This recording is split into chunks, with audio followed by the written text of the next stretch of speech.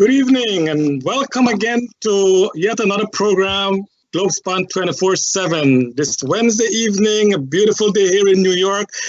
This morning, it was one of the most beautiful days in Guyana. I understand this morning, as everyone woke up, they thought it was snowing in Guyana. Maybe it's the beginning of a new era. And God, the heavens, is giving us that opportunity to see a new beginning. Ladies and gentlemen, as we said in the last program, Guyana is split right in the middle. Tonight, as we speak, half of the country and half of the citizens overseas are celebrating, and half of the country and half the Guyanese overseas are in distress because the election seems to go one way and did not go the way others may want it to be. As I said last week, is that elections, when we enter into any election, whether it's for the president of a club or to head a group or to be in an office environment, whatever it is, more so political campaign, we must recognize that one party will win and the other one will not. And we need to understand that. And I think Guyana has come a long way, but we seem to be not being able to get to that journey that we are supposed to be in. As I said the last time, that all the world and part of the Guyana's population is on one side and another segment alone is on the other side, which is really sad, but that's the reality now in Guyana today. Tonight, to help us through this program, and we have a very compact, informative program, are four Guyanese stalwarts. No stranger to none of us. We know Mr. Nandalal, the former Attorney General, and a member of the PDP Civic in their election.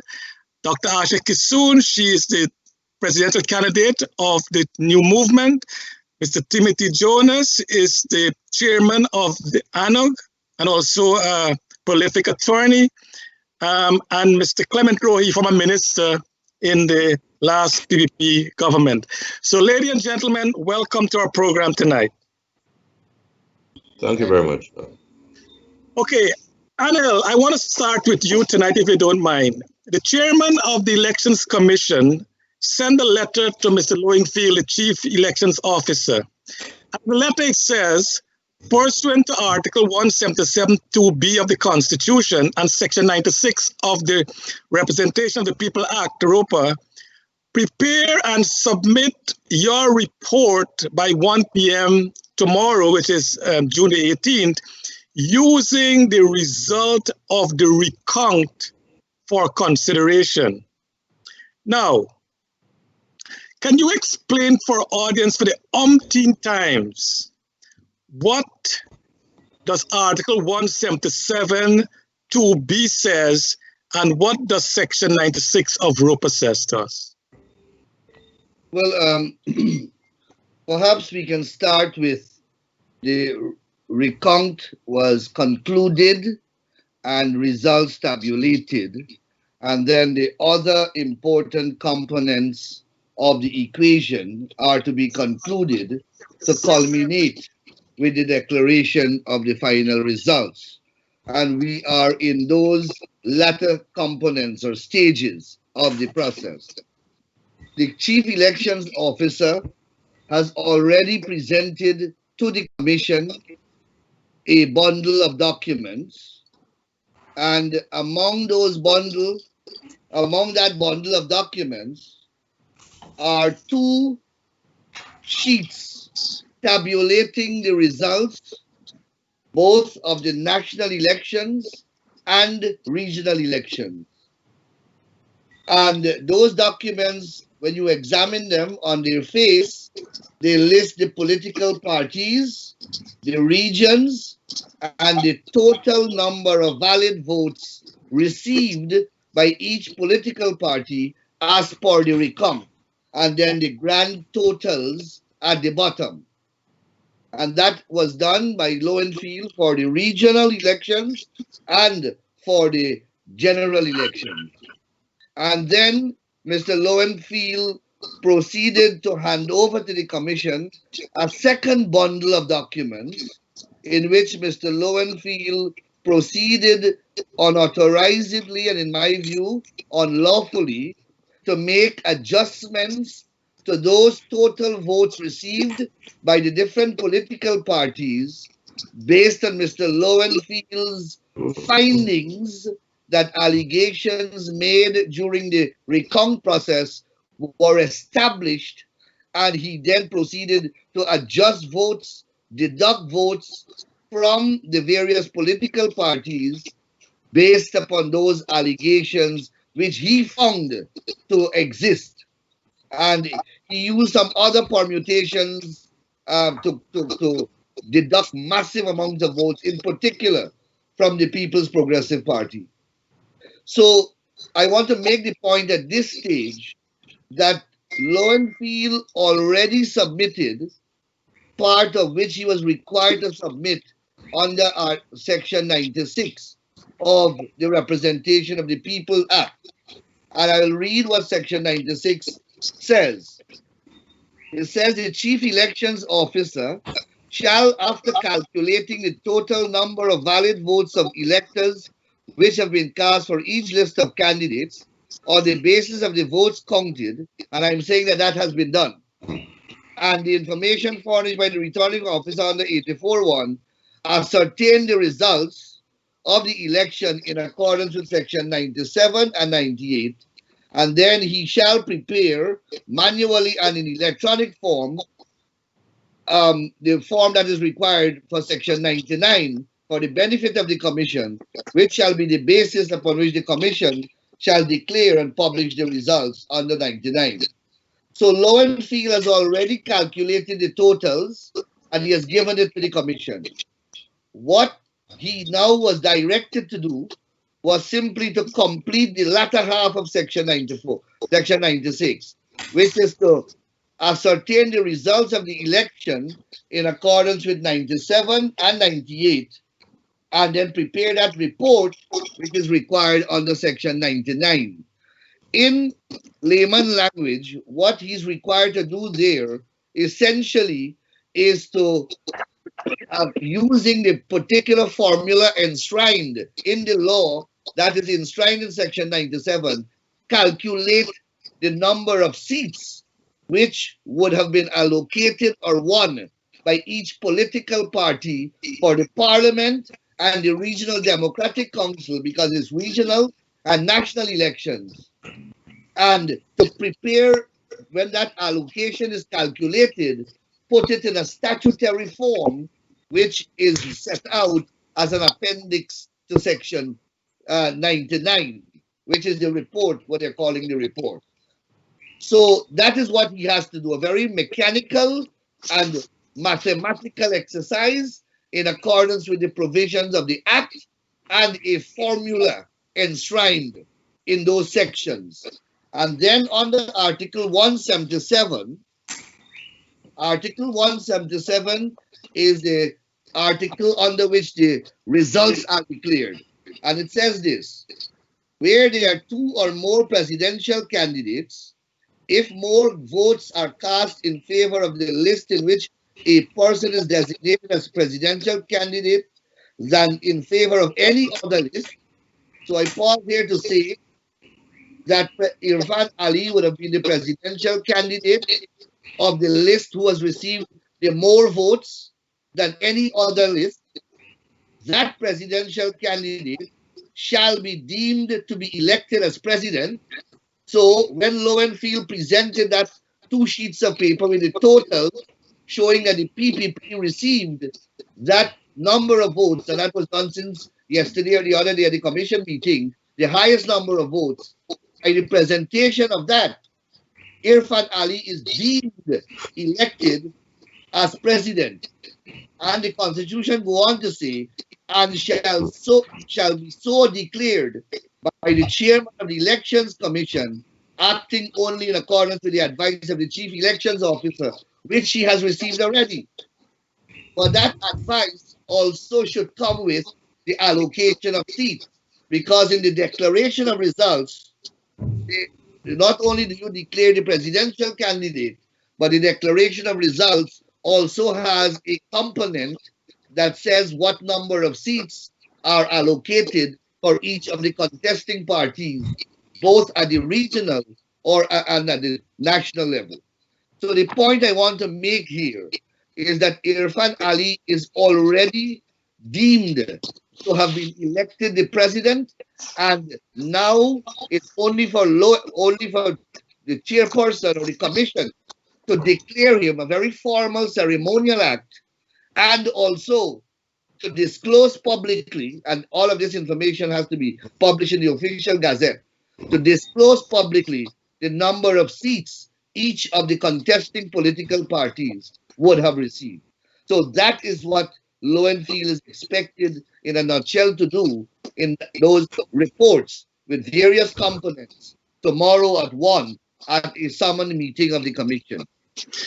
Thank you very much, Anil. I think you were very clear and concise, and I hope that the nation and the world at large understand clearly what you just said. Tim, following up on what Anil just said, says Gunraj yesterday, the Commissioner Gunraj, he said that in 2015, after Region 4 count was done on the Friday afternoon, by Saturday midday, the CEO, Mr. Lowenfield himself, submitted his final report for consideration by the Commission. Now, this afternoon, the President and his ministers met. After the meeting, Mr. Harman continued to say that the CEO can only present valid votes taken into account the anomalies that were raised during the recount. My question to you, Tim, is, for our viewers, tell us exactly what are valid votes according to our law, and where in the law does it say that the CEO should take into account any anomalies that was uncovered in a recount or account? Can you help us there, please? You know, Charles, the answer is so easy that I sometimes wonder at the lengths that some people will go to mislead their followers and to create some kind of false hope, or more sinisterly to create unrest. You have different kinds of votes. You have valid and you have invalid. And for the purpose of this recount exercise, which is, recount just means to count again. It means to do over. So there was a count at each place of poll, which produced a statement of poll signed by the APNU agent, PPP agent, and the GECOM officials. The presiding officer signed it and presented it, and those statements of poll were added up. That was done on the basis of a count of valid ballots, valid votes.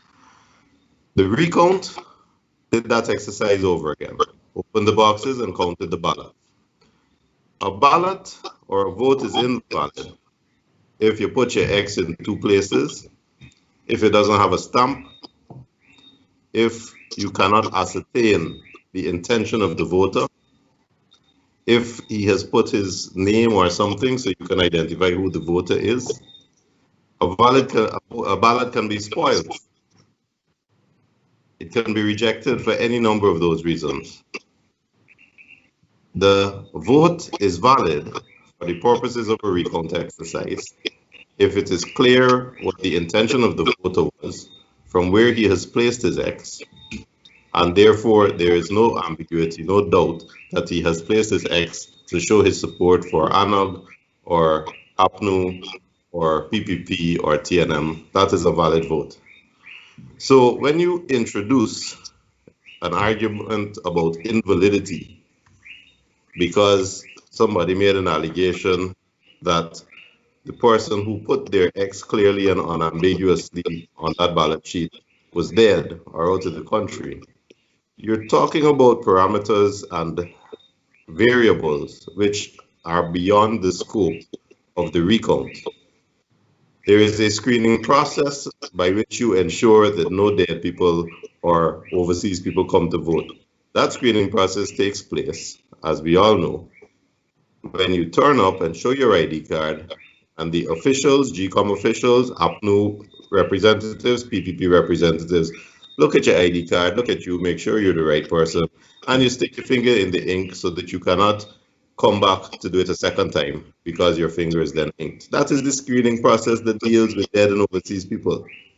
So for the purposes of the count, which is a separate process, or the recount, which is to count again, the question of valid or invalid has to do with, did the ballot have a stamp on it? Was the intention of the voter clear? Did he vote? Did he put his X in two places? That is where the question of valid and invalid applies. Thank you very much, Tim. And again, very clear and concise answers. And we hope our audience and Guyana at large listen to that. We have a clip here that was made, I think it was either March the 2nd or March the 3rd. Listen to this clip and then we'll move on again. Devin, can you help us with that clip? But what I will tell you, our elections were, as promised, GECOM has delivered free, fair, and credible elections. And now I will hand over. The general and regional elections were free, fair, and orderly. How this process is going, Mr. Attorney General? Which process? We had a clean election. GECOM conducted the election cleanly. We won the election. We have our statement claims. I was out in several regions yesterday. I went to a couple polling stations in the Essequibo, in Bartica, in Linden, Skeldon. I was in a number of different places, also Rose Hall in New Amsterdam, and then finished in Georgetown. And in each case, things were well run and very smooth. So it's really a great achievement and a great success. Everywhere we went. That is a clip that was taken just after Election Day. And we have seen it, everyone, the president, the chairman of the commission, the attorney general, the observers, they all told us that the elections were free, fair, and credible.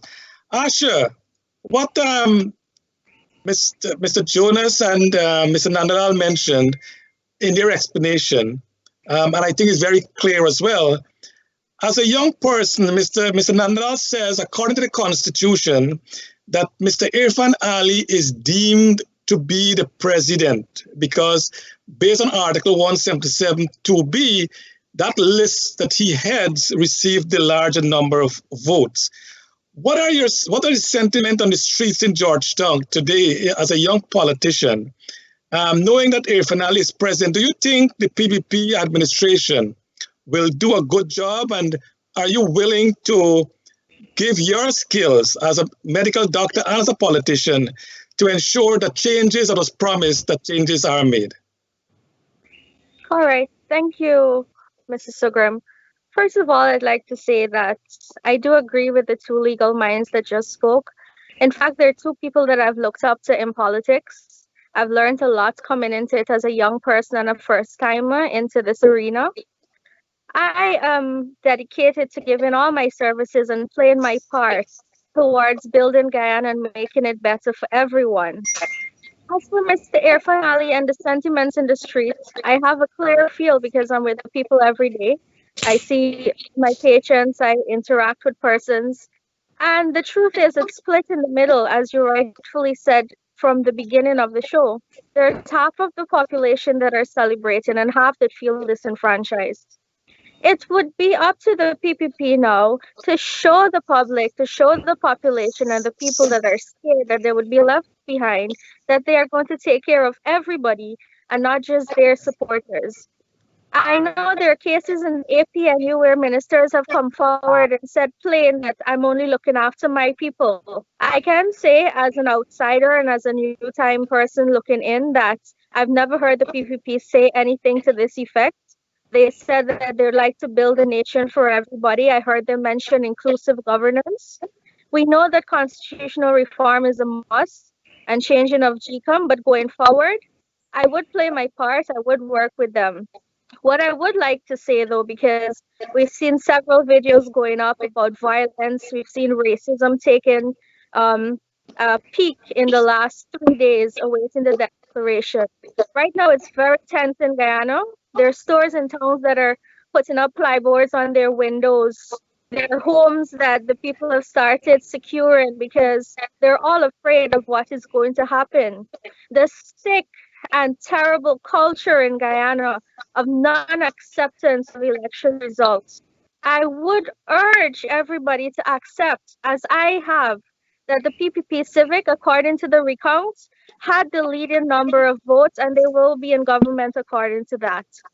As we heard earlier, they said over and over the elections were free and fair, myself included. I can give my personal experience on election day. I voted without an ID card and I did it on purpose just to understand how the system would go.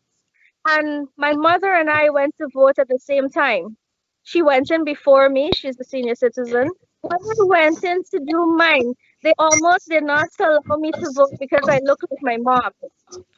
So this thing of people voting twice, of that people voting, I got there, they call out my number. 6 people were there on the line in my name on a list. They had to check for my picture and compare to make sure before I swore oath to vote. So all these discrepancies they're claiming without proof, I do not accept it. I personally believe the elections were also free and fair. And going forward, all the narratives they're singing is to mislead their supporters. And it's the same thing in misleading the supporters that's leading to all the violence and the nonsense that's happening in the country. The racism, the threats continuously increase because the leaders are singing that narrative. And where the leaders fail, the followers also will fail. So right now, the PPP would have to stand up and show unity above all, and show the population and the nation that they're there for everybody. And it is my hope that they keep their word in going forward and doing that. Excellent, Asha. And that's why I come to Minister Rohi now. He's being the stellar politician in this audience tonight. He has been there in 92 when the PPP won the free and fair election after 24 years of rigged election. Minister Rohi, what is going through your mind now? I'm sure you're thinking of 1992 when you were part of the Chedijegan's administration and before the declaration was made, what mayhem was on the street during that year. Do you expect the same thing to happen this year in these elections when the announcement hopefully is made tomorrow? Okay, I'd like to approach this subject from two perspectives.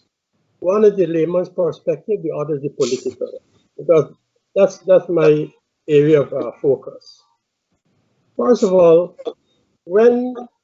after the 2015 elections, I don't want to go back to 1992 because that's a pretty long story. And while there are certain common elements that show up in respect of 92, and these elections, we have to consider those two elections, or these two elections, have taken place in two different historical contexts. The 92 was a different historical context, and this one in 2020 is another historical context. So context in this sense is extremely important. But you recall, I'm sure many of your listeners would recall, that after the 2015 elections and it was basically known who was the winner, quote unquote, I must add, that the coalition leaders visited GECOM to press the then chair to make a declaration within a matter of 2 days after the elections were held. And I recently saw a clip where they were speaking to members of the press and querying why is it that the chairman is taking so long to make a declaration. Well, we have waited almost 100 more days for these elections to be held. And for us to wait another 24 hours, personally, speaking for myself, I don't have a difficulty with that because I have seen elections in this country since 1968, and I can smell an elections when rigging is in the air. Now, in this regard, there seem to be two moods prevailing in the country, in the society. And I like to talk about moods of people because it's extremely important to get a sense of how people are reacting, how people are behaving, the behavioral patterns of people, etc. Right now, the mood of a large segment of the population is one of highly motivated, there's a lot of energy, there's a tremendous amount of enthusiasm, and there are great expectations on the part of those whose party would have won the elections. Taking all of that together, it is clear that when that declaration is made, I foresee a jubilation that is going to stretch across the length and breadth of Guyana. But as the opposition leader pointed out, I think it was last night outside the party headquarters, that we have to do this in a very measured way. There's no need for any triumphalism on the part of the PPP and its supporters. And I'm just speaking as from what I've seen and heard. And I support that approach. So that the winner of the election, the PPP, has taken the position that, look, yes, we recognize that we've won. And in fact, people have become aware that the PPP has won since March the 3rd, when we had these episodes of the GECOM building at Hatfield Street in Georgetown. The moment the People's Progressive Party Civic put up their statements of support, made it public for everyone to see, and the fact that the APNU AFC has not, up to this day, put up their statements of support, so that people could make a comparative analysis between what the PPPC has put up, has posted, and what the APNU has posted. That alone cast a shadow of doubt on the coalition's claim that they had won the election, because there was no evidence, there was no proof. The PPP had posted their evidence for all to see, and pressure was mounted on the APNU AFC to do the same. Now the question is, why have they not done so up to this day? But be that as it may, even though they may not have done that, the fact of the matter is that as events evolved, it became clearer and clearer that the coalition had lost the elections. And let us be clear about this. Guyanese people are smart. Guyanese people are very politically conscious people. They've been through elections and they know. They can tell what is the result after hearing from the two political parties, or after the two political parties were presented evidence. But coming back to the question of mood. So on the one hand, there is this mood on the part of a huge section of the population who are chomping at the bit, so to speak, waiting for a declaration to be made in order to welcome in this new day which they've been awaiting for such a long time. On the other hand, there's a mood on the part of the coalition of despondency, of loss, of despair, and of lack of ability to govern and to execute certain responsibilities in the context of governance. So you have these contesting moods, which I think is reflective of the results of the election. And therefore, we have to take into account how the people feel at all times about the results of the elections, and their mood is extremely important. Now, the question was raised about whether we expect violence or whether we expect a replay of 92. Remember in 92, when Mr. Hoyt was the president, there were some episodes of street protests and violence, and the police had to be called out. But had it not been for the then US ambassador and President Carter, who were in the country, who intervened and took certain measures or made certain statements, I would not have, quote unquote, gone off the dogs of war.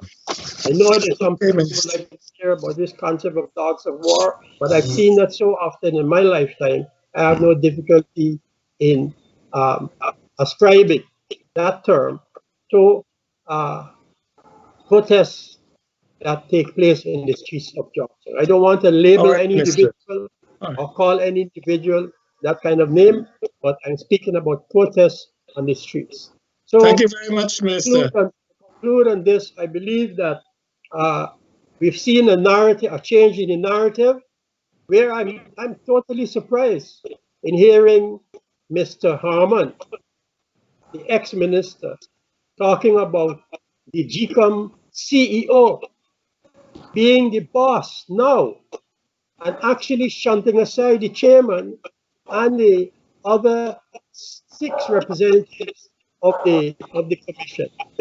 I don't understand this kind of blatant approach on the part of the Yeah, coalition, Minister, but we'll come into that later on in the program. strong and sure. Thank you so much.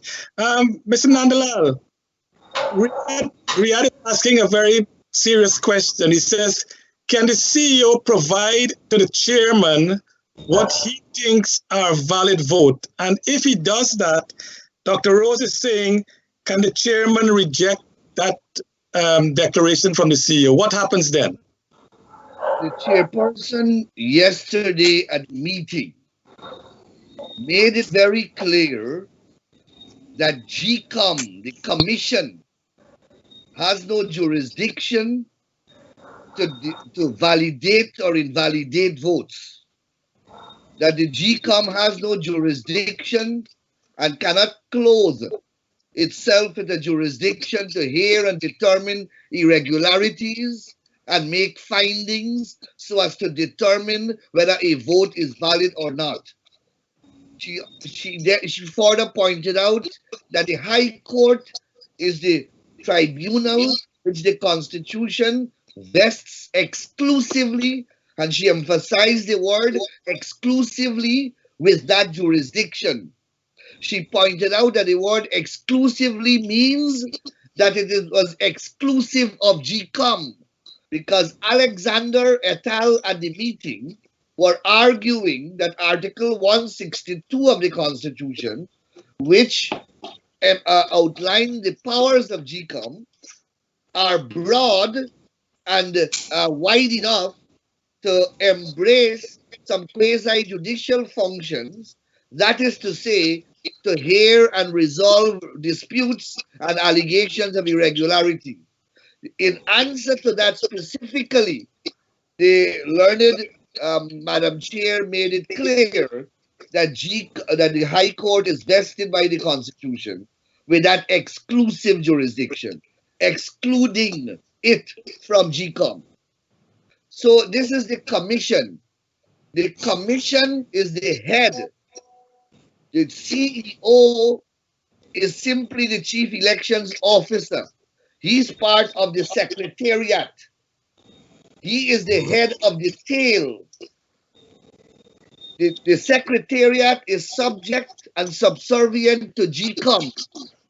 Section 18 of the Election Laws Amendment Act says this: the chief elections officer and the commissioner of registration, who are the same persons coincidentally under the law, shall, notwithstanding anything written in any law, be subject to the direction and control of the commission. So the commission has outlined what the commission powers are and what the commission powers are not.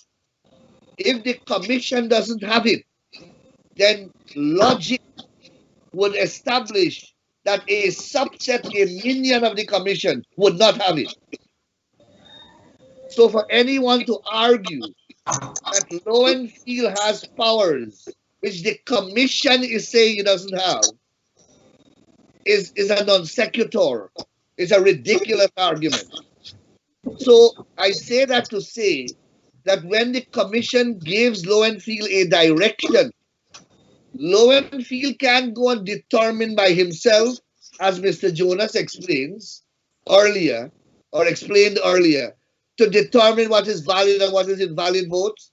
The commission has determined that every vote counted under that exercise was a valid vote. The invalid vote were excluded at the recount process itself. And Lowenfield, to his credit, or perhaps to his ignorance, did tabulate the valid votes and presented it to the commission. So that is why I began by saying in my opening remarks that Lowenfield has already done the calculations which are required under Section 96.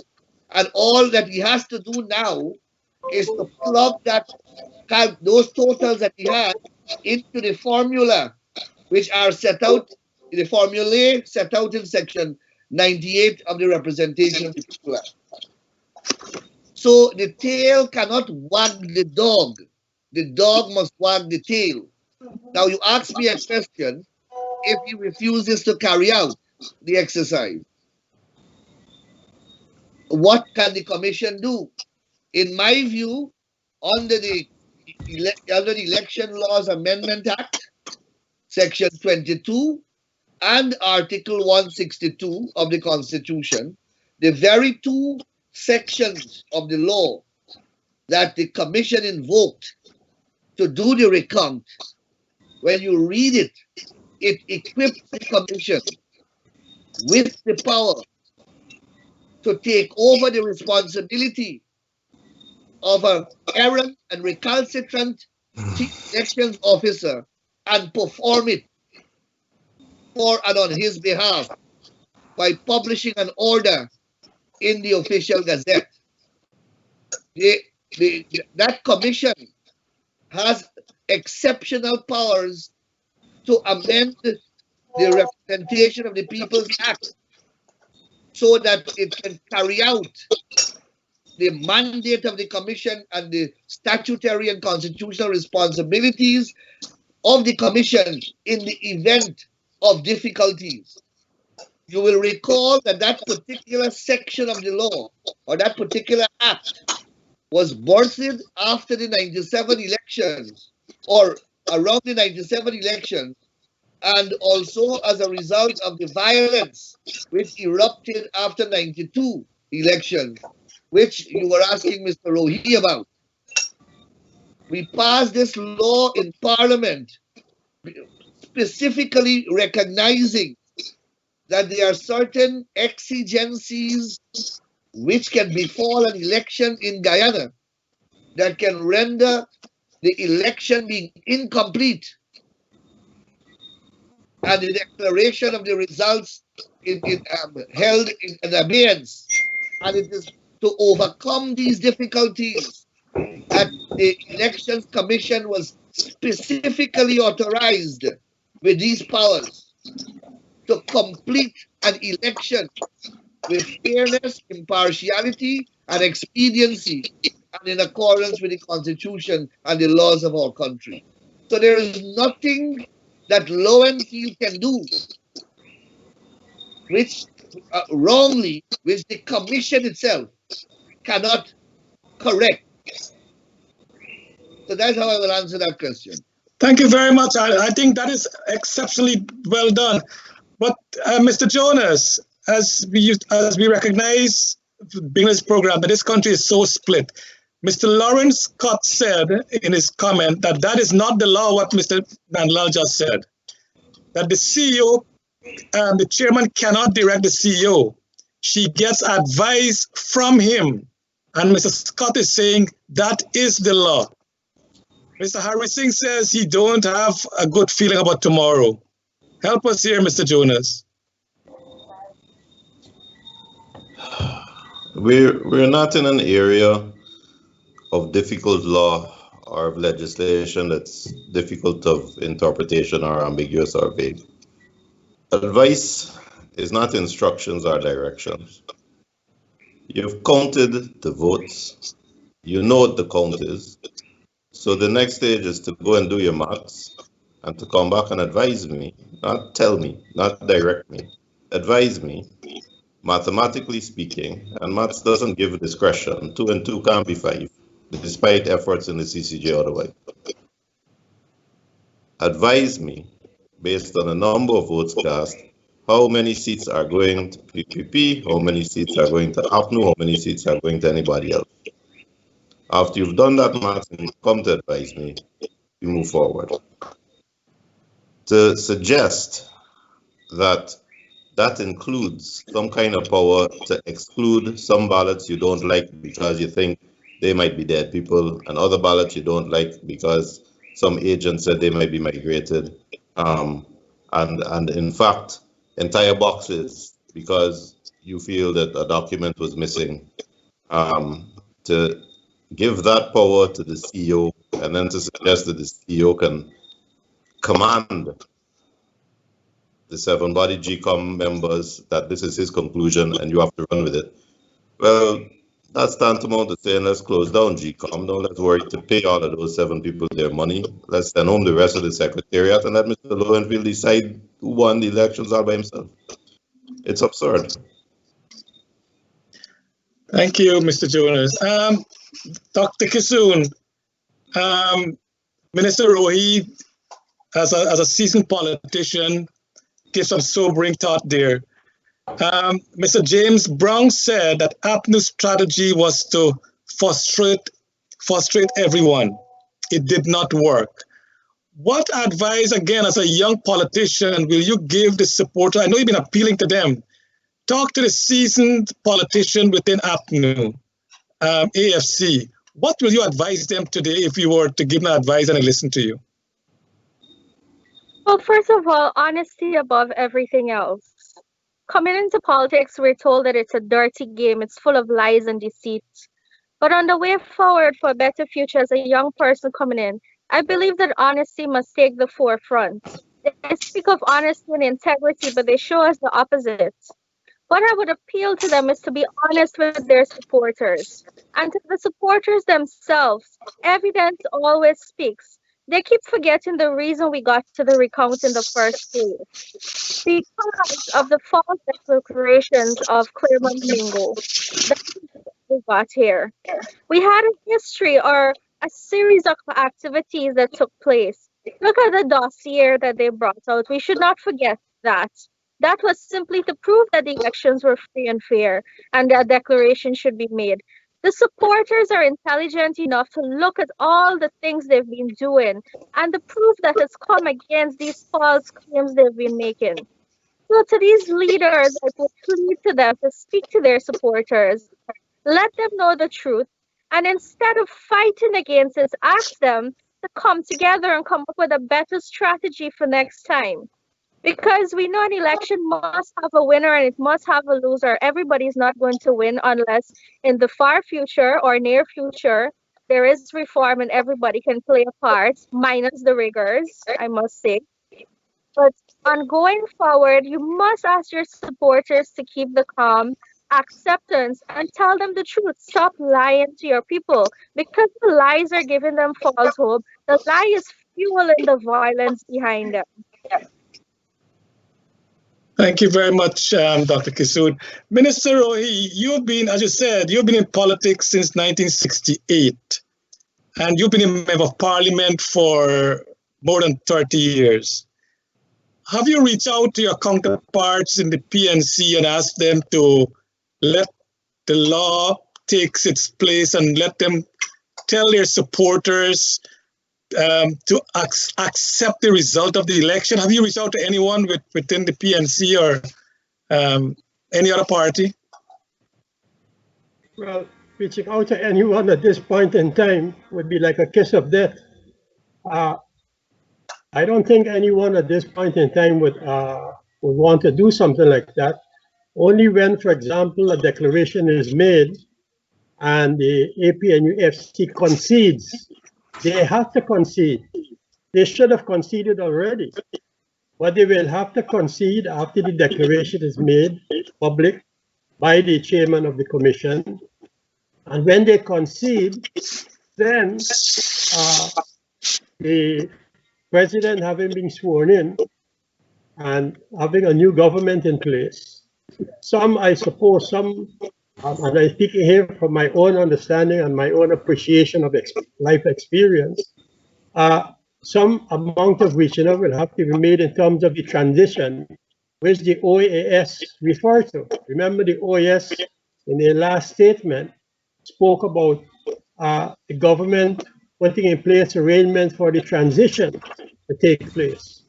So that transition will have to emerge as a result of some communication between the outgoing government and the incoming government, as was seen, for example, in 2015, in the aftermath of those elections. So that in terms of reaching out to, I don't think those fellows are in the mood to reach out to anybody at this point in time.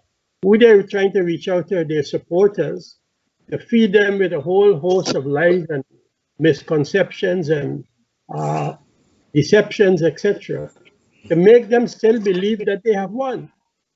And what is compounding the issue even further is the fact that this high degree of duplicity, where on the one hand we're hearing that, oh, we don't interfere with GECOM. We can't instruct GECOM.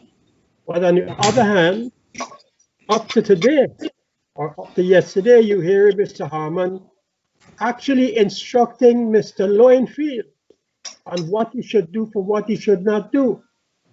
And it appears as though electronically or otherwise, instructions are being issued to Mr. Lowenfield to make him believe that he's the main decision maker at this point in time. So I believe that Mr. Lowenfield has, in a sense, exposed his cloven hooks when he made that declaration to the commission recently, and actually threw out of the window the baby with the bathwater in respect of his assessment of the recount and how the recount should be dealt with. So that I think, again, I come back to the question of the present mood and the context in which we're operating right now. I don't think it would be wise for me as a leader of the PPP to go out on a limb, so to speak, or to act unilaterally to reach out to anyone at this point in time. Thank you, Mr. Minister. But I think as part of the political process, I think politicians need to reach across the aisle and say, hey, you know what? Let's calm it down. Let's keep the temperature down. Mr. Nandalal and Mr. Jonas, Dr. Rose asked a question. He says the Constitution has been a major problem since the no confidence motion was passed. The Constitution has been a major problem in this and other elections. How soon do you think an Ali administration would change the Constitution to also accommodate MPs with dual citizenship to become ministers and be member of parliament? And he also said that there are thousands of highly trained and skilled Guyanese overseas who want to come back home to contribute to development of Guyana. Will a new PP government seek qualified people from the diaspora to help in the development of the country? Maybe, Anil, you can start it and then Tim can continue the discussion. Yes. Now, you see, we have to be very careful, Charles, that we don't mix up issues.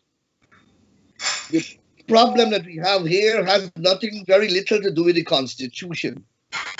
It has to do with those who do not wish to obey the Constitution, the laws of the country, the rule of law, and the canons of democracy. We are dealing here with authoritarians and political dictators, miscreants. That's what you're dealing with here. Political demagoguery. Don't mix that up with constitutional change. Whatever the Constitution says, these persons who are demonstrating this proclivity, it appears to be part of their psyche and an inalienable part of their being. I don't know that any constitutional change will rectify the problem that they are evincing. You understand that? So I want to make that very clear. I am not entertaining anything about Constitution being deficient in relation to what these people are doing. They have a problem, a fundamental problem in their brain when it comes to obeying the law and obeying the Constitution. And they have put this nation into mental turmoil and anguish over words in the Constitution. Lawyers have to be at every activity, Jonas. We have to be at every grass corner, street corner, explaining laws to people who, and that is a fundamental difficulty. It has nothing to do with the Constitution. You can give them the most perfect Constitution. If they lose the election or they lose the voting confidence, they simply do not want to play by the rule of the game. And that is a difficulty. I don't know how you will deal with that. Because civilization is based upon the rule of law. Well, Anil, before civilization is based upon the rule, I don't know how you deal with that. But I know. In terms of the constitutional change, we have said in our manifesto that we are absolutely committed to constitutional change. And that, however, we will not be the driver of that change. The people of Guyana will drive that process. We, of course, in government, will create the mechanism and lay the foundation for the constitutional reforms to take place. But we are not going to choose a constitutional model and impose it on our people. We will establish a constitutional commission that would be sufficiently broad-based, and we are going to have hearings throughout the country, hear the people's views, incorporate them, and take it from there. So we are committed to that. In terms of governance as a model, we are already in our manifesto. Again, I say we have committed ourselves to make the constitutional changes, to adjust our governance structure to meet the expectation and anticipation of our people. But constitutional change, as you recognize, can be done by a government. The more fundamental provisions of the Constitution invariably will require two-thirds majority. So we will need the support of almost the whole parliament before serious, effective changes can be made to the Constitution. In terms of the diaspora, we remain a government that will be committed to welcome Guyanese who share our common vision for developing a united Guyana, a modern country. We will welcome everyone, and they will have an equal place once they are qualified. We will not discriminate. We will follow the Constitution. And, once you are qualified for a job, whichever part of the world you come from, of course, there may be some bias towards people who are living here, and you can't fault us for that. But it will not be, it would be a fair opportunity. We are committed to that. Fairness, and welcome any person who wants to contribute to the development of their country. They will have a welcoming hand and embrace from the People's Progressive Party. Thanks, Mr. Nandalal. But Mr. Jonas, I think you will take a little different view from Mr. Nandalal in that, yes, the Constitution is fine, but those who are supposed to uphold the Constitution, they're breaching it. We know since there's no confidence. The Constitution is fine, that's the point. I didn't say that it's fine. Okay. I was separating concepts. Okay. All right. Well, what I'm saying is that there seems to be no penalty for anyone who has breached the Constitution, or if it's done, it's very lagging, way behind. If we look at our CARICOM countries, our sister CARICOM countries, Trinidad, Barbados, Jamaica, St. Vincent, Grenada, this will not happen because they have a head of government different from the head of state, and the head of state have some authority which that person could have implemented had we had that system. Mr. Jonas, do you see that happening in a new administration under President Ali?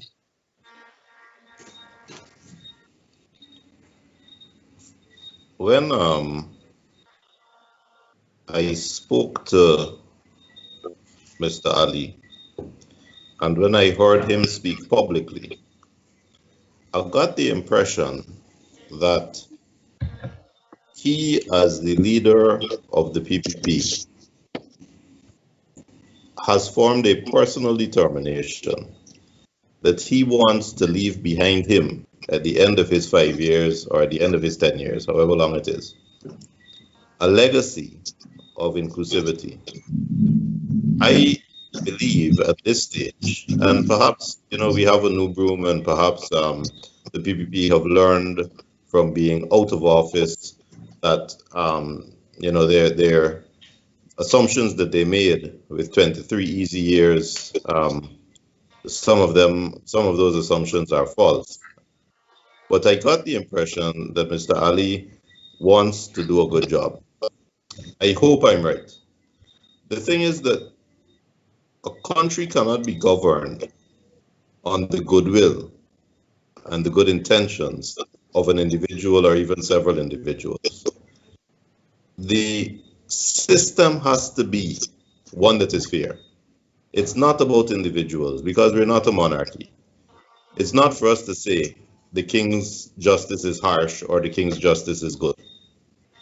The system has to be a good system that the people from Lusignan and Annandale feel equally protected as the people from Victoria and Boston. And we don't have that system right now. We have a winner-take-all system. Now, I wanted to start with my impression of Mr. Ali, because what I've heard said today so far, to me, does not go in the right direction of creating inclusivity, of giving protection to everyone, and of making everyone feel as if they are secure and they should not despair. I heard Mr. Rohi talk about how people feel jubilant and ready to move forward, but he was dismissive to the point of almost completely ignoring what you yourself raised, Charles, that 45% of the people feel absolute despair and hopelessness. Dr. Kisoon raised this, and she's right. We are split down the middle. The reason we're split down the middle is largely because of our ethnic demographic, largely because of our historical relations, how we vote, and more so because we have a winner-take-all system that throws 45% completely out of power, completely out of any say in the decision making. And that is why this is such a bitter war every 5 years. APNU is not walking out saying, well, we have some decision making power still, we can have influence here, we can talk there, we're included. They're leaving now with the knowledge that they are out the door. They have zero say in parliament, because the new government will control parliament with its majority. Zero say in the executive, because they're not even invited into the doors. That system has to change. There is no doubt that good people can run that system and govern properly, but that is not what we're about. We should not be at the beck and call and the whim, hoping that we have a good leader, somebody with a halo comes like Jesus Christ or Lord Shivna to lead us properly. We have to say that the system is good and that the system guarantees protection for everyone. And the only way to do that is to find some form of shared decision making at the executive level, and that can only be done by constitutional reform. The other reason that I'm not comfortable by what I heard is that my friend Nandalal's approach is exactly wrong. There is absolutely no doubt, and Clement Rohi is right, Guyanese are bright people. This isn't about education. You can go and talk to your simple fisherman, your simple barber, your simple mechanic, and they have a point of view and they know what they're talking about, but none of them can draft a constitution. So they can talk about broad principles. But if you are going to create a system where you want to spend taxpayers' money, fly in Northwest, fly into Lethem, to talk under a benab to people, and you don't have structure in your hand, then all you're doing is blowing hot air, and you are deliberately wasting time without an end game in sight. It is possible to use bureaucracy to obstruct rather than to accomplish. We've seen GECOM do it for 3 months. And if you pretend that you want to go and have consultations here, there, and everywhere about how to draft a clause in a constitution, you're not fooling anyone. What we need is we need a proposal with a system done by experts that we then take to the people. And we say, here are the ideas. We give them snapshots. This is what the draft says. This is a snapshot. This is an excerpt. What do you think about that? This is what we've corrected. Get the feedback that way. But don't let's do what we did back in 2001. Spend a lot of money, go around and then accomplish nothing at all. Let us do this meaningfully, or else I'm afraid you will hear that people have something to say. Mr. Nandala, you want to respond? Can I reply to Timothy? Yes. I am sorry, Timothy took me too simplistically. I began by saying that it will be a commission. That commission, I assume, obviously, I didn't say it aloud, but that commission would be properly equipped, not only with political representatives, but it will have the technical support. And the same thing that Mr. Timothy is speaking about, the different models that will be crafted internally by the commission. But the point I want to make is that we will not impose upon the population. That's the golden rule that I want to emphasize. But obviously, the man in Timbuktu don't know much about the Constitution. So I wouldn't go there and ask him what he thinks about the executive presidency. That's not what I mean. I mean that you will have a commission that is qualified and competent, made up of representatives of the people, and who would be equipped with the necessary technical staff, who would be able to flesh out the various issues. And then you take that to the people and you have a constructive engagement. That's what I mean. Well, Charles, now that that has been said, good. The only point I'll make is that there's always been a commission. The commission never died. The commission just never did any work. And again, a bureaucracy can be used to do real work, or it can be used to obstruct. And as I also said, I believe that at this stage, Irfan Ali is sincere in his determination to do good things so as to leave a good legacy behind. And part of that legacy for me must be the implementation of a system by way of constitutional reform that includes everybody. We have a situation where we have large ethnic groups, we have large interest groups. We have a large Indo-Guyanese base, a large Afro-Guyanese base, and a growing indigenous Guyanese base. Everybody needs to feel fairly represented. Now, I don't want us to sit down and say, well, a commission will be formed and we'll do it. Because certainly by now, we have seen the fault and we have our own ideas about the structure, about where the faults lie. I want to hear my friend Anil say that this winner-take-all system is part of the problem and needs to be eroded, needs to be done away with. I want to hear specific examples so that moving forward, we have a framework within which we have a discussion. Because right now there's zero framework. And my starting point is winner-take-all. You have different systems, Charles. You have executive power sharing, you have inclusive government, you have greater devolution of power from the epicenter of the executive to various organs. So I can't impose which model, but those are the different models that I'm speaking about, which will be taken to the people. Timothy seems to have decided which one he prefers, but I don't to make that for myself at this point in time. Yes, Asha, I know we had a legal luminaries battling it out, but if you want to jump. I'm sorry, Asha. I'm sorry if I encroach upon your time. I'm so sorry. No, it's okay. I see a back and forth thing starting between the two legal minds here, as with all lawyers. So I'd like to give a perspective from a third person point of view, okay? Because this is something I see all the time. First of all, let me say that as long as there is a side to pick, the problem is going to continue. Let me explain. Getting into politics, I was always accused of being a PPP representative or APNU representative. It was always either one or the other.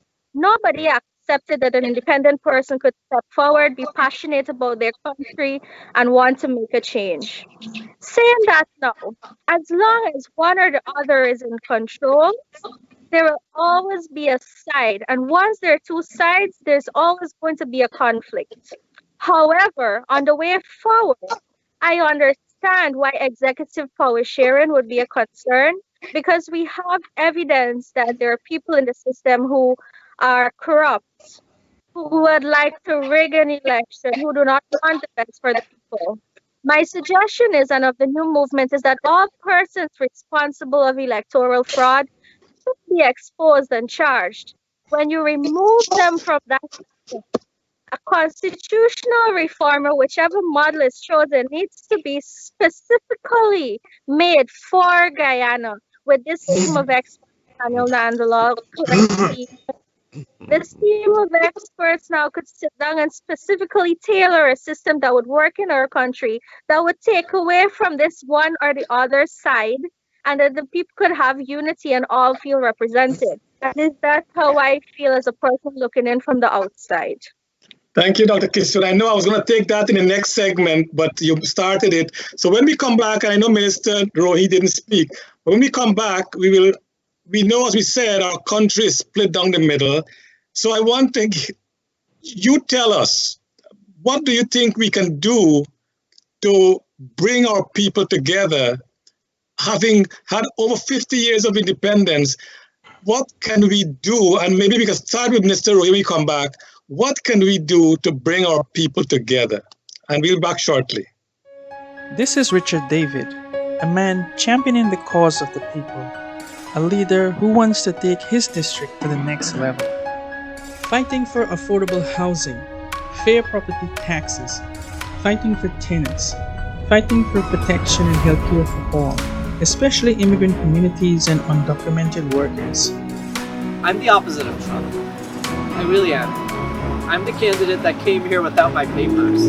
I'm the candidate, I am the American dream. My family came here and worked our butts off to rise up, and we're contributing to our society. We're taking care of our neighbors, and that's what immigrants have done forever in this country. That is the story of America. Even before COVID-19, Richard has been there for his people. He is a man who has worked in government for 10 years and knows how government works. He is the man who will make a difference. He is a man who will fight for you. We need to rise up. This is our time. If we don't make our voices heard now, we're going to continue to be ignored. Rise up, come out, vote. Please make this our moment. Vote for Richard David, District 31, and the elections on June 23rd. You can count on Richard. Rise with Richard. Let's rise up together. Globespan 24x7 is offering professional streaming services. Be at ease and let Globespan 24x7 handle all of your streaming services for talk shows, religious programs, funerals, and birthdays. Get professional streaming done with ease. Globespan 24x7 professional streaming services will give you the peace of mind that you deserve. Call 631-782-9272. That's 631-782-9272. Or email sales@globespan247.com. Thank you, and welcome back to our program here at Globespan 24/7. Again, this is your host, Charles Sugrim. We want to welcome back all our audience, both on Facebook and on YouTube. We had a really great discussion the first segment. Now, as we continue, ladies and gentlemen, we all agree. There's no doubt about it. Our country is split right down in the middle. When, Minister Rohi, when will we begin to live our motto of one people, one nation, one destiny? What do we have to do as a nation to bring our people together and try to avoid as much as is practicable possible not to divide our ethnic group as we are today? Okay. The first thing we need to bear in mind is that in a democracy, you need to have, or you ought to have, different political views advanced by different political parties. And so this question or this concept of bringing people together, or this question of togetherness, in a democratic, in a democracy, it's not going to be something easy, because if you want to be very practical, the PPP has been around for more than 50 years. It has its followers and its supporters. It has its own philosophy and so forth.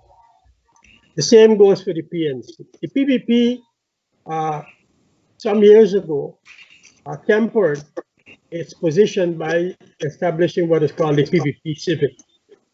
And that was an element of inclusivity, where it brought in a number of civic individuals to share in the government. So when we talk about shared government in the executive, at that time we said that the parliament, the cabinet would be 60-40. That is to say, 60% of the people from the PPP and 40% of people from the civic society. By the time we left government in 2015, that configuration had changed more in favor of civic individuals. And that is a very good example of inclusivity. And those civic individuals were not members of the PPP. They did not have a party card. They did not sit in party group meetings or anything of the sort. All they had was a common or a shared vision where the country must go. The other thing is that when you came to Parliament, let us not forget that there was constitutional reform in this country, where you had in the Parliament established a number of different committees. A number of different committees were established in the Parliament, which when the government changed in 2015, the opposition, the then opposition, then government, took total control of all of those bodies, which ought not have been so.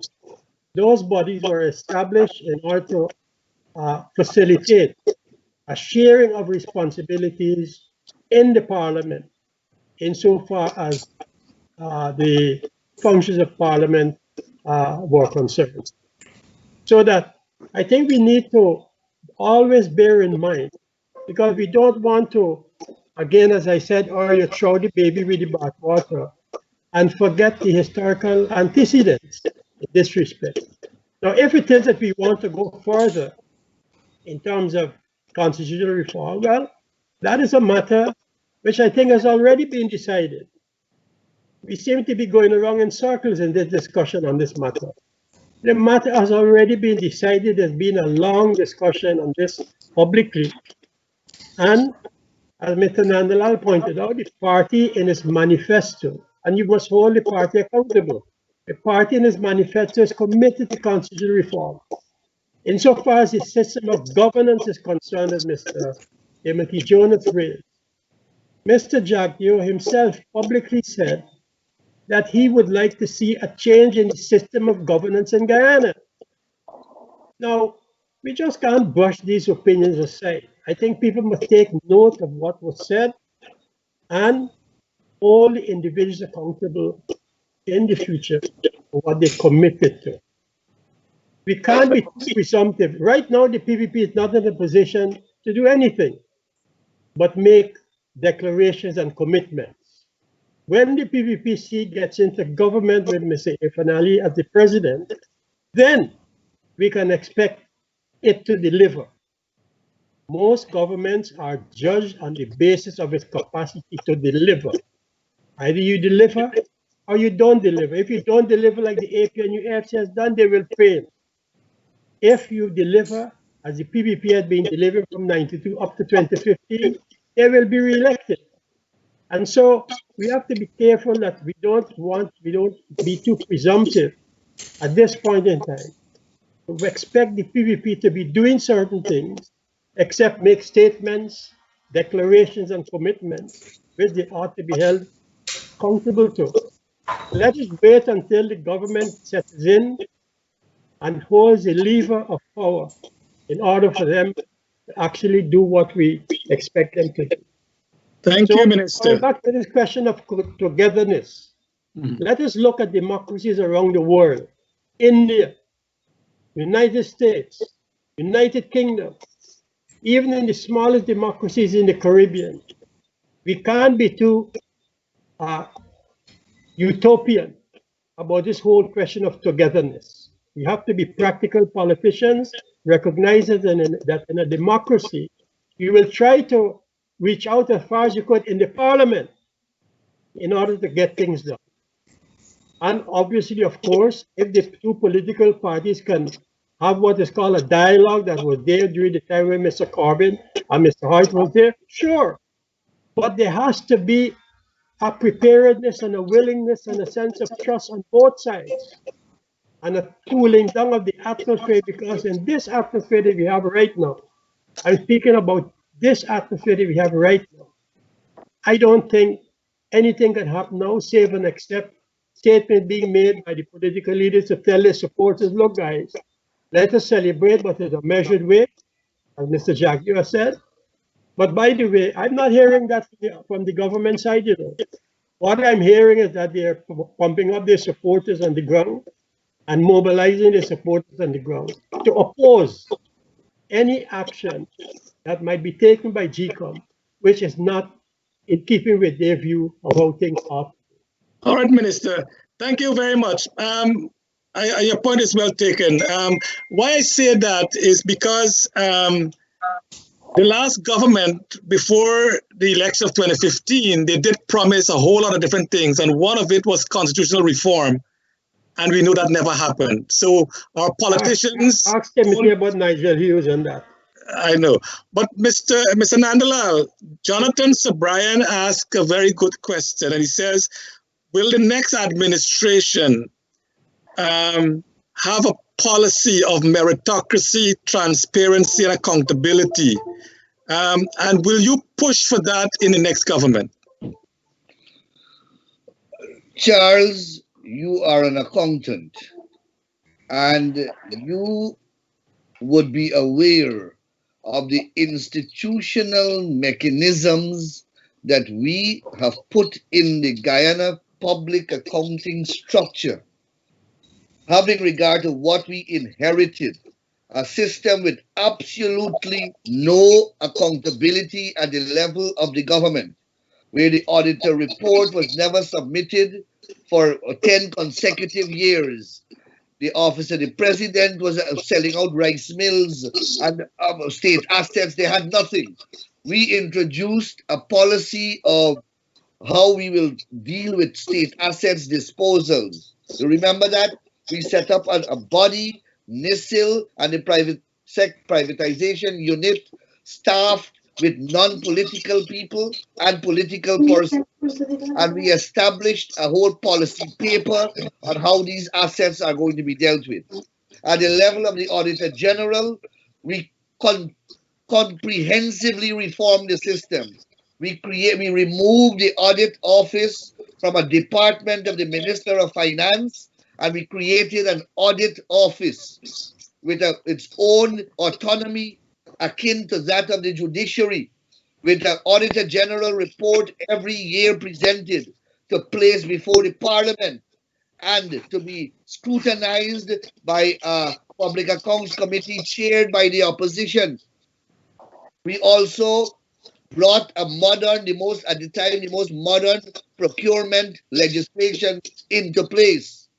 We brought massive reform in the constitutional structure of the Parliament, resuscitating the committee system that was dormant for over 40 years before that, setting up this committee system, Economic Services Committee, etc., sector committees, which were all chaired by the opposition and equipped with the power to summon ministers of the government and members of the government, public officers, to appear before those committees and to be interrogated on various and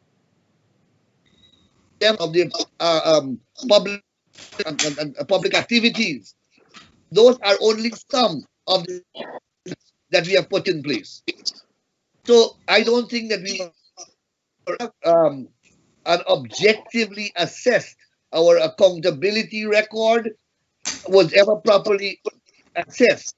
Of course, you had several sections of the media that went to tongue on this aspect of this thing and paint a picture of complete and utter corruption and non-accountability under the People's Progressive Party. Something that is wrong. I'm not saying that we were perfect. I am saying that we did a tremendous lot which we were never given credit for.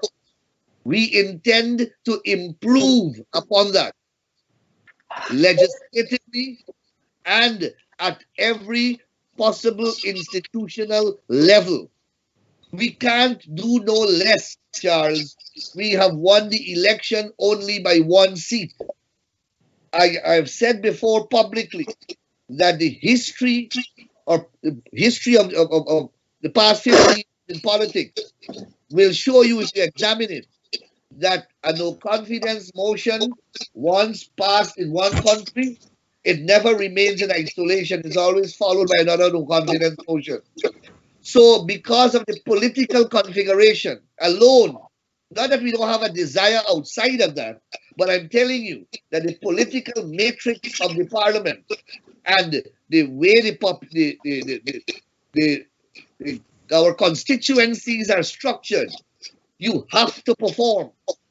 And we have committed ourselves to a high level of performance, meritocracy, accountability, and transparency in government. Our manifesto speaks volumes on these concepts. So yes, we are committed to them, and we were committed to them before. And I'm sure your colleague, Dr. Kisoon and Mr. Jonas will hold you to those things. The country, I am asking, as Comrade Rohi said, the country we are asking to hold us. We expect no less. Beautiful. But Mr. Nanalal, you did identify a whole lot of great things the PP did. Just to remind you also that for 20 years, the PP did not hold local government elections. So that is a blood. All right. Allow me to speak on that quickly. We did not hold local government elections. Charles, let me interrupt Mr. Nanlal a second, Charles. Sorry, but I was going to suggest. You see, I heard him get into that lovely discussion on painting a rosy picture of accomplishments. And this goes back to a tit for tat argument. And I want to ask that we don't go down the road of tit for tat arguments, because we do know that the APNU has their own story. And one of their stories deals with what you raised, the local government.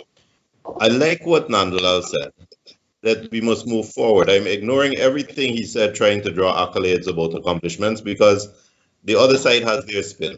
And I don't want to look back, because he, of course, will minimize the bad and maximize the good, and no harm in that. We are at a stage now where there's been a change of government, and therefore all the old can come out from the roots. All the corruption can be pulled out from the roots. All the favoritism, all the nepotism can be pulled out from the roots. There's a fresh start with a fresh leader. And the question is, how does that leader ensure governance for all and a feeling of comfort and security for all? And that was your question. And I do agree with what Nantal said. And I appreciate that he recognizes it and said it out loud, that his party has won by one seat. And the dynamics of politics in Guyana have changed. And I think that is important. His own recognition of that gives me hope, gives me some comfort that the intentions are good. Guyana has an incredibly bright future ahead. But what needs to happen is that the systems need to be in place so that everybody enjoys it, and so that corruption is minimized, and so that there is a sense of optimism in everybody, in every village. But we don't achieve that by looking back and try to justify what we did or denigrate what the other side did. I think it's time to look forward. And to answer your question, how do we do it inclusively so that everybody's happy? All right. Before Anil, before I know you want to respond to that, and Ash, you need to come in. I don't want to respond.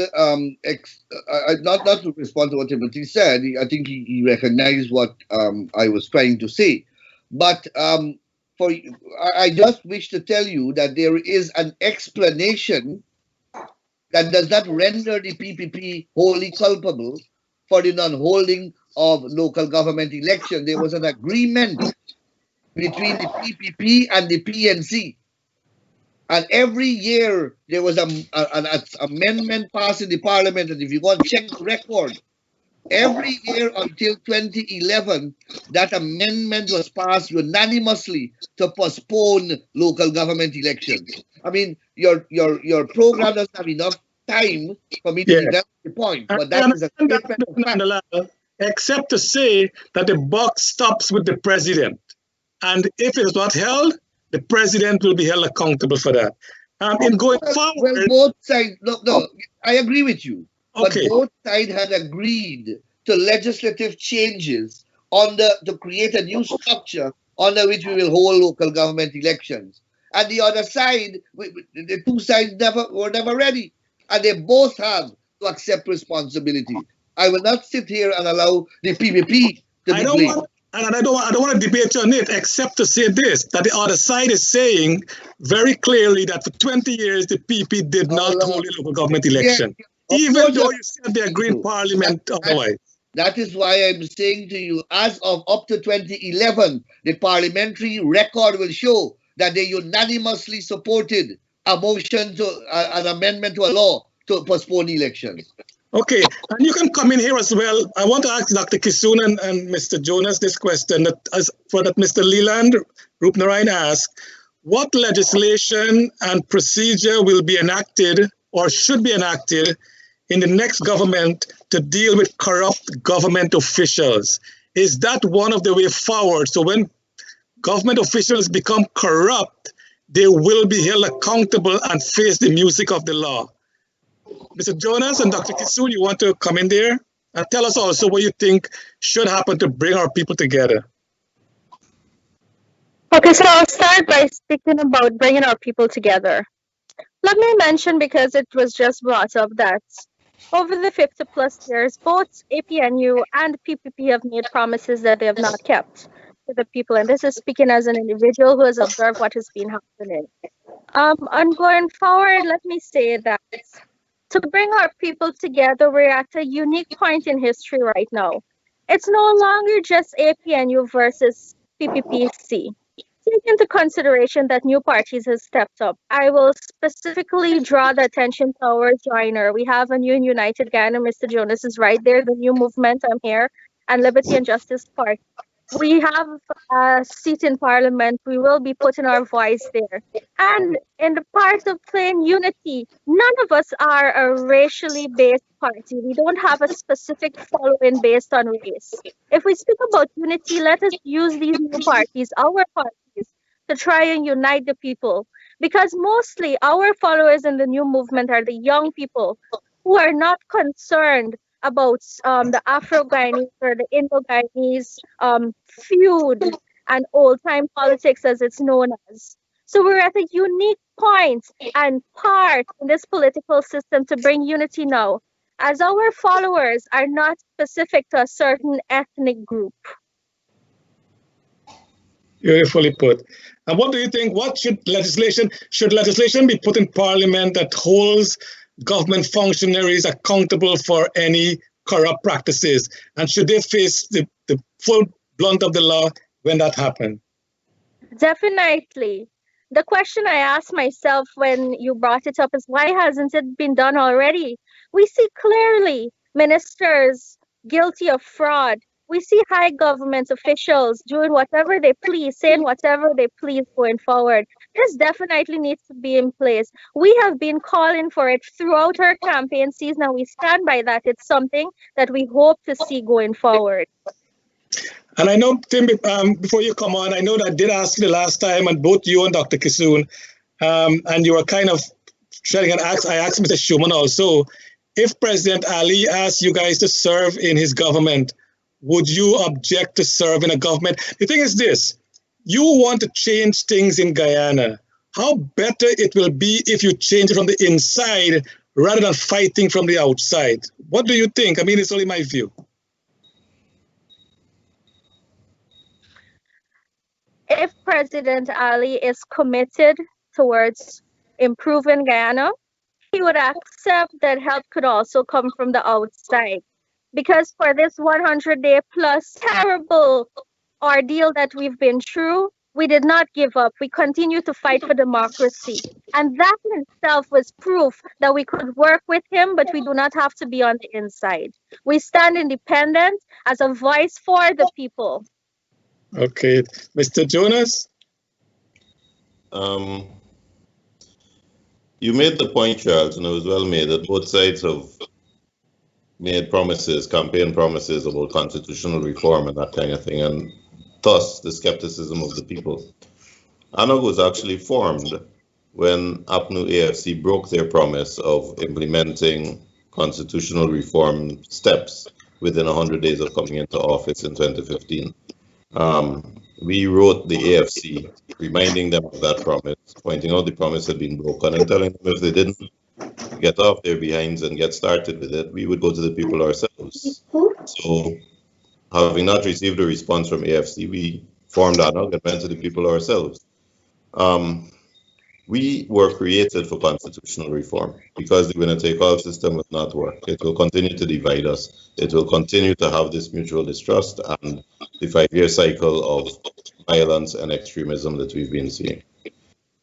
ANOG has also said, and I personally have said, that because that inclusivity, the need for those two large parties to work together is so important, because they represent the largest factions, the Indo-Guyanese and the Afro-Guyanese.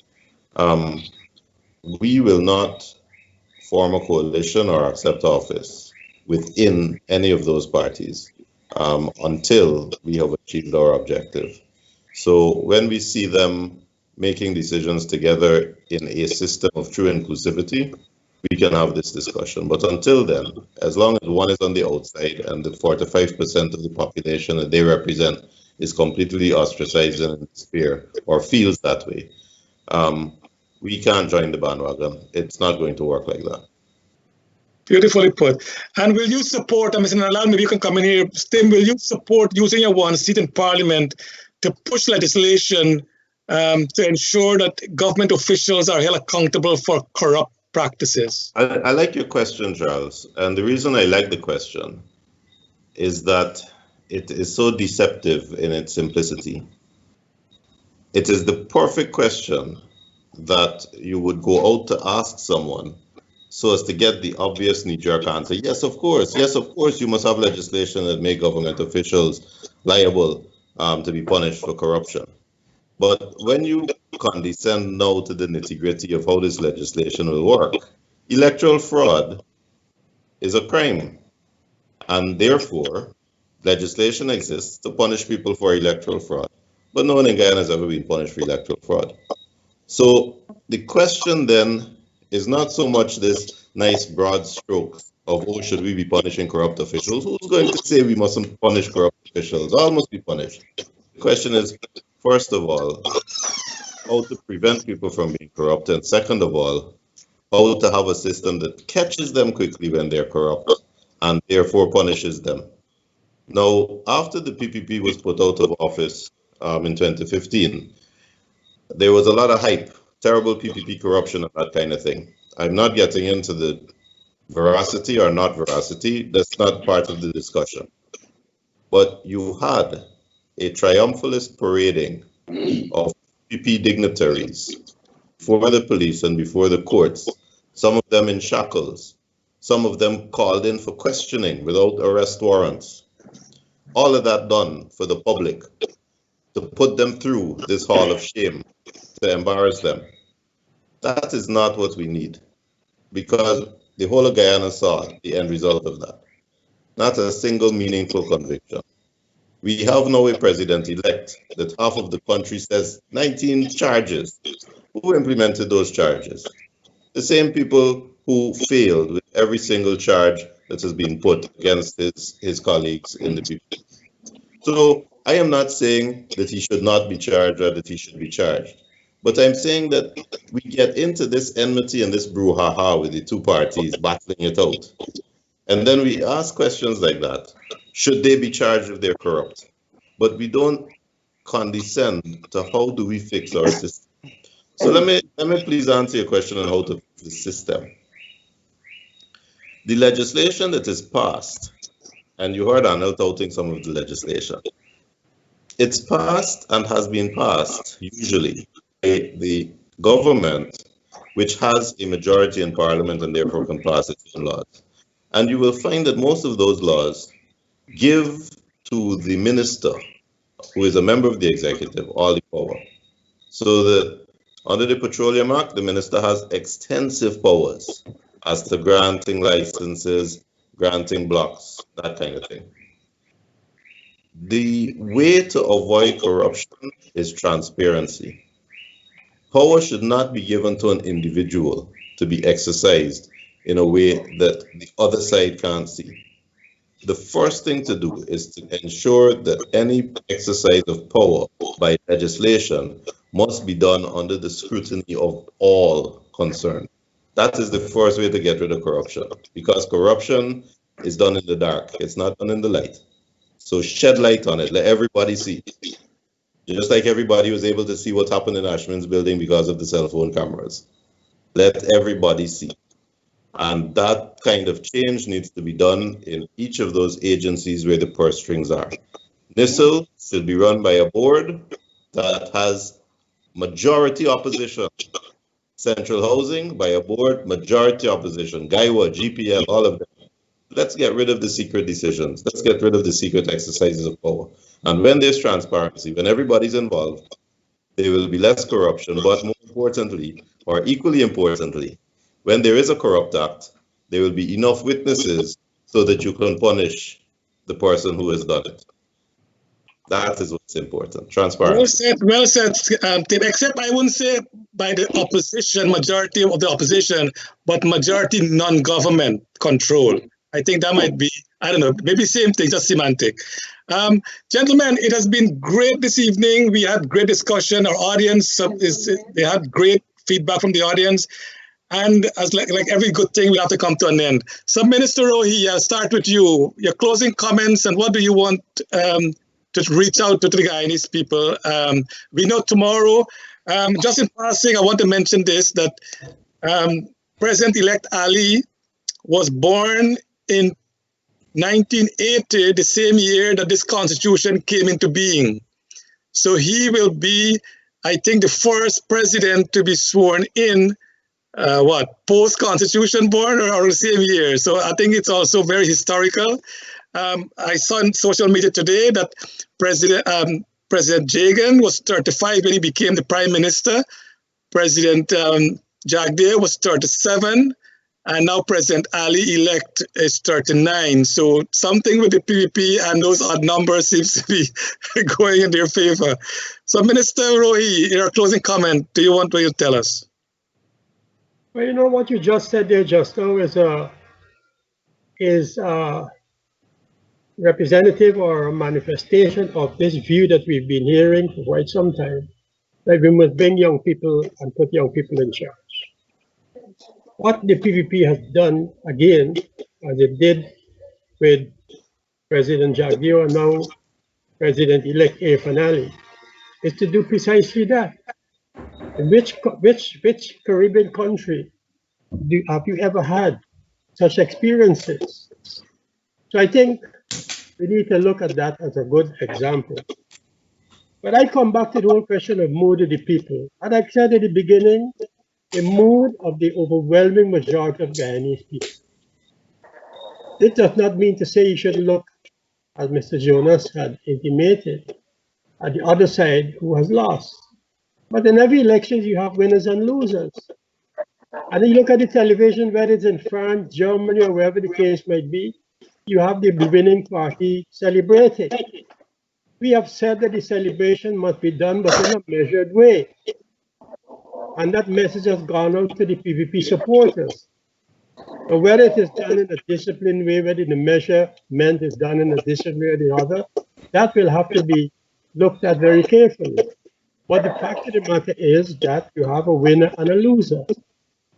Now, we are saying that in terms of the loser, you must reach out to them. Theoretically and practically speaking, that will depend on how the situation evolves. We cannot speak about that in isolation from concrete situation, from the concrete turning of events. We have to look at that in context. Once the opportunity is there and we see the favorable disposition, because as a governing party, one expects the governing party to be the one to reach out. Internationally, that has been experienced.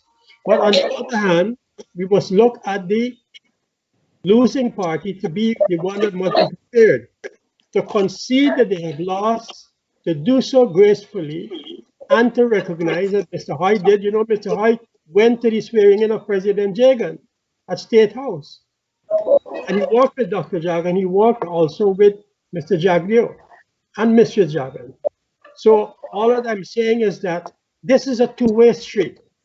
It's not only the responsibility of the government, it's also the responsibility of the new opposition to show signs that they're willing to work each other. And as far as I could see, not because I'm a member of the PPP or a leader of the PPP, I see PPP reaching out. The last point I'd like to make is this. When we speak about shared governance, inclusivity, etc., one of the key issues which we haven't spoken about so far is the question of the budget. We have to look at how the budget will be shared, how the cake will be shared. And if you go back and examine every single estimate submitted by the PPP or laid by the PPPC in the parliament, because that is a whole question of the sharing of resources. Who will get the resources? Either who will get the hog of it, who will get so much percent of it, or whatever the case may be. The budget is a critical indicator of how the resources are shared among the people. Once we see in that budget where the resources are shared in a way that is not discriminatory, and that each section of the population, each village, each community, each region gets a share of the budget which they have contributed in terms of consultations, because that is what usually happens before the budget, budgetary consultation. And once they are prepared and they're satisfied based on the project that they've submitted, because you have to submit projects. You can't just talk in the air, oh, we want resources, we want inclusivity and shared governance. The budget is a critical factor as to how the resources are going to be shared. This is what the discussion is all about. So I'd like to conclude on this, that it's also a question of vision. Who has the vision for the country? The PNC or the AP and UFC claimed they had a vision. I saw Mr. Wickham from Cadre said, sorry, they didn't. And that's why they lost. We didn't say that. Mr. Wickham from Cadre said that, from outside the Guyana. All right. So the people Thank you, Minister. PPP because they recognized that the PPP had a vision. And last but not least, I have been walking the streets of this city and in the country. And one thing I've been hearing over and over again is, boy, you know what? We want to go back to what we were enjoying when the PPP was in government. Everybody was saying, all right, Mr. Rui. I think that is what is key in this whole discussion. Thank you very much. Dr. Kisoon, my wife corrected me and she said I said gentleman and I'm leaving out Dr. Kisoon. So again, I'm so sorry. But Dr. Kisoon, in closing, what do you want to tell our nation as hopefully we will swear in the next president of Guyana tomorrow? And that you mentioned the swearing in tomorrow. I'd like everyone to know that I'm committed to working with Dr. Irfan Ali as long as he has the interests of the people at heart. He will have my support. I'm going to work with all political parties that are involved in improving our nation going forward. I urge the public and the population to accept that the recount results are valid and have shown who has won the election. I urge them to keep calm, and I urge non-violence on the way forward. I'm calling for peace and unity in my closing statement, because in order for us to go forward, we still need to work together as a people. Thank you, Dr. Kisoon. Mr. Jonas, you keep repeating, and I like what you're saying, that the PEP should reach out to the other side, that they control 46% of the population. Should President Granger comes to the swearing in of President-elect Ali, if it happens tomorrow? And give us your closing comment. As long as Mr. Granger represents APNU, and APNU represents 45%, there's no choice. You have to work with the person who represents the party that has the support of 45%. Speaking for myself personally, I believe that individual has hurt his party, lied to his followers, and disgraced the office. I think that a lot of work needs to be done in APNU. But APNU is not going to go away, because APNU does represent 45%, and that 45% has an entitlement to have a say. Now, there are two things I want to say, and both are directed indirectly to the same 45% that represent the APNU contingent. You heard Mr. Rohi talk, and his talk was a typical politician's talk. He used two expressions. He said overwhelming majority, and then he said he's walked through the city, and again he said overwhelmingly. The response has been, we want to go back to the old days before 2015. Now, there's no overwhelming majority. My friend Anil was quite clear. There's a one-seat win. We're talking 45%. And if Mr. Rohi walked through the city, he certainly didn't walk through Tocqueville or South Rumville. He must have been walking somewhere else. So let us do away with the politics of this thing. One thing he said that I do agree with and I'm happy about is that young people seem to be taking over. Because if the old politicians are with a straight face going to talk about overwhelming majority, we need some young people to, be a bit more straightforward and direct about our situation.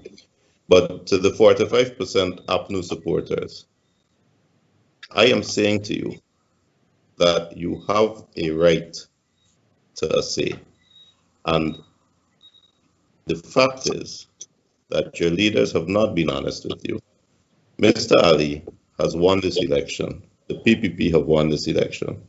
And as hard as that is, he has said that he is going to do his best to govern for all. He can't change it in a day. He can't change it in 2 days. But he has to have the chance to change it and to demonstrate that he is going to rule for all. If he does not rule for all, in 5 years we have a chance to let him know what we feel about his leadership. But right now is a time for calm. It is a time to give him a chance to rule, to demonstrate that he is going to do it properly. And I am saying to you that a new United Guyana will be the first ones to protest and to quarrel if he lets us down in any regard, in terms of fairness, in terms of transparency, and in terms of looking after all of Guyana, not just half of Guyana. Thank you But very this much. system our country needs to move forward. Thank you so much. And the PEP did not win 45%. They won 50.8% of the votes. But having said that, the combined opposition now, the government being the PPP from tomorrow, hopefully, the combined opposition, Anil, have 49.2% of the population. So I know Minister Rohi mentioned 1992 when President Hoyt was there with the swearing in of President Jagan. As a matter of fact, I was there at State House too. The late Komal Chand took me there, and that still strike a memory in me that I was there to see the swearing in of President Jagan. And the first thing President Jagan did in swearing in, he went across the aisle and shook hand with President Hoyt, and that was really a great turnover. We hope tomorrow, should the declaration be made and the president be sworn in, that President Granger will be there. But Mr. Nandalal, in closing, Minister, we talk about the budget as well. But right now, we know the Treasury is empty. In closing, how can you encourage the Guyanese to have some patience, knowing that there is no money really available to do anything in the country right now?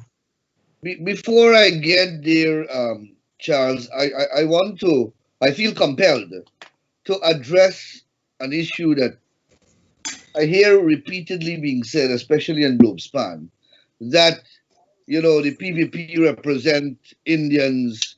And I want to reject that notion. Perhaps the PVPs, the base of their constituency, may be made up of Indo-Guyanese. But as you just said, we got 51% of the votes. The Indian population in this country is about 38%. It means that we got over 12% of the votes of people of this country who are not Indians. The truth of the matter is also that if you look at the combined votes of ANUG, of Asha Party, and the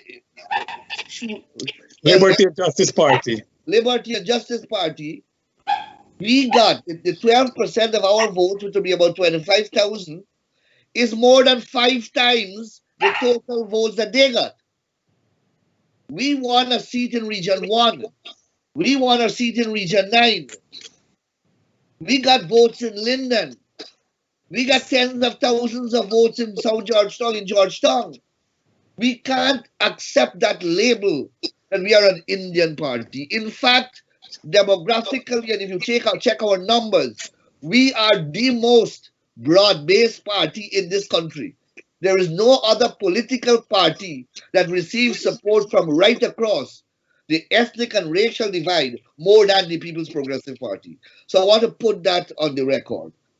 The important thing is that we have won the government, and the laws of the country says that we must go into and assume office.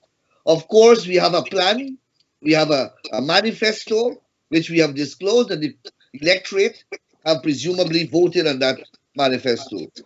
Of course, we in that manifesto we spoke about how we will treat with all the people of this country, including all the political parties. The recount exercise and the Mingo fraud that preceded the recount exercise presented a grand and great platform for the PPP to interact and worked harmoniously with all the political parties. And we have done so exceptionally well. And we know that we have the capacity to continue. You have 2 leaders here from 2 political parties who have pledged their commitment to continue working with us. I have no doubt that the other smaller parties will commit or have committed similarly. We will embrace those commitments and work assiduously to make it a reality. The APNU, AFC, unfortunately, is a different kettle of fish. So it is up to their leadership.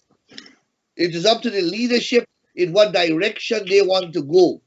But I have confidence in Guyanese.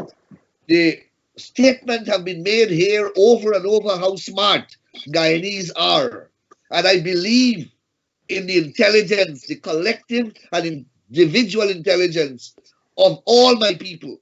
And I know that every day that passes and the APNU AFC the leadership continue to take this position that is against the Constitution, against democracy, and a selfish position, illegal and selfish. Every day that they continue to postulate in that direction, they are losing supporters every single day. And I hope that that will continue. And I further hope that in due course, a new breed of leaders will emerge. Because there is going, as Timothy rightly said, there is going to be a huge part of Guyana which may never come under the umbrella of the PPP. And that's okay. That's what democracy is about. Freedom of choice. Freedom to exercise your own political views and association. But I just hope and pray that a new leadership will emerge, leadership that we can trust, leadership who will rule in accordance with law, democracy, and modern precepts and concepts, not the type of leadership to which we have been exposed over the past 5 years, and more so now. The immediate challenge remains to the country what will happen tomorrow at the meeting. Rumors are rife and are spreading that Lowenfield will continue his perversity. I don't know. I am not sure. All I can hope is that he will discharge the oath of his office and solemnly perform that responsibility which the law has devolved upon him. And he will accurately calculate the seats in accordance with the will of the people generated by the recount results. And we can take it, we can move smoothly, and there can be a smooth transition, and we can get on with the business of developing our country. Other than that, Lowenfield can continue his rogue behavior, and we don't know, we are not certain anymore where, in what direction we will go after tomorrow.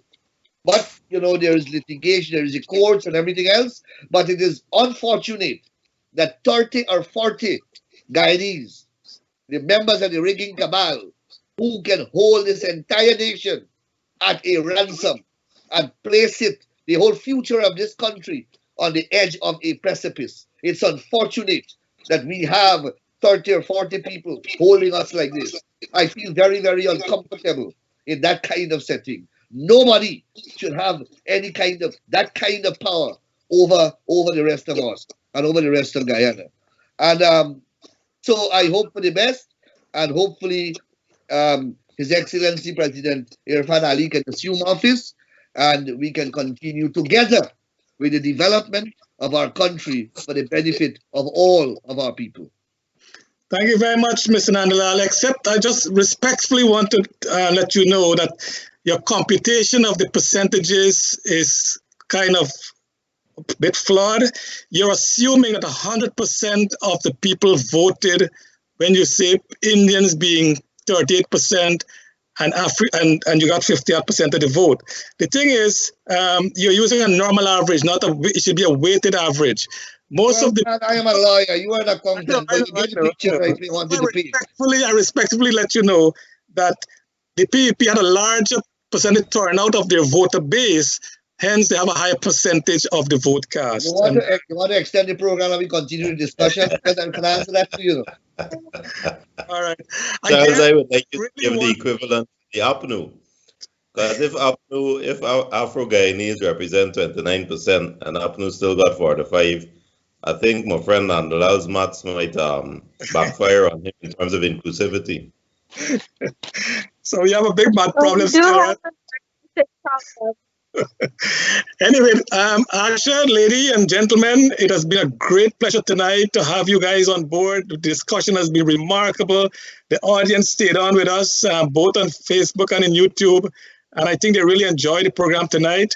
And on behalf again of all our audience and all the people who support true democracy, we want to wish that tomorrow, should Mr. Lowenfield submit the correct report to the commission, the one that verified the pronunciation of the tabulated vote that was certified, and the chairman pronounced, as per Article 177(2) of the Constitution, that the PPP list that Mr. Irfan Ali, Dr. Irfan Ali represent, received a larger number of votes, and hence that political candidate is now the president-elect. And I hope tomorrow, once that happens, President Granger can grace the occasion of President-elect Ali swearing in, and Guyana, as all of us here are crying out for, that we'll move on peacefully. As Jonas rightly said, there are a large segment of the population who will not accept it, and we understand your grief, brothers and sisters, we understand it. In 2015, the other side also felt it. But that's democracy. Let us move on, and hopefully Dr. Ali will do a great job as our next president and move Guyana forward. On behalf of Globespan 24x7, all of our staff, Mr. Nohar Singh and Mr. Devin Bisu. We want to extend again to our new president and President-elect Dr. Ali all the best in his new administration. And we pray God that Guyana will indeed move forward and live our motto of one people, one nation, and one destiny. Ladies and gentlemen, again, thank you so much for being us tonight. And to our viewer audience out there, thank you so much. Good night, and God bless our beautiful country of Guyana. Thank you so much, guys. Sasha.